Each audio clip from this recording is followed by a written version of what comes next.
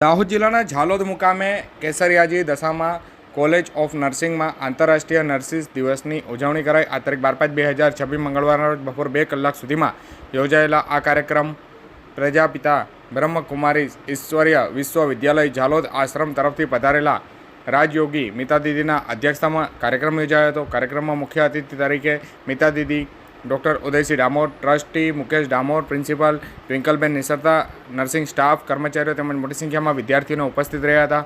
કાર્યક્રમ દરમિયાન મીતા દીદીએ પોતાના માર્ગદર્શનમાં જણાવ્યું હતું કે ઓમ શાંતિનો સાચો અર્થ એ પોતાના શાંતિ રહેવાનો છે અને તેમણે નર્સિંગ ક્ષેત્રને સેવાભાગ સાથે જોડાયેલા મહત્વપૂર્ણ વ્યવસાય ગણાવી અને દર્દીઓ પ્રત્યે પ્રેમ, સહનશીલતા અને હસતો ચહેરો રાખવાનો સંદેશ આપ્યો હતો।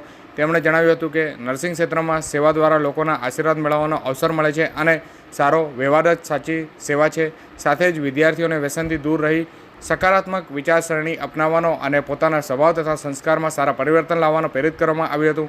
મીતા દીદીએ આરોગ્ય અંગે પણ માર્ગદર્શન આપતા જણાવ્યું હતું કે જો આપણે પોતે તંદુરસ્ત રહીશું તો દર્દીને સારી રીતે સેવા આપી શકીશું।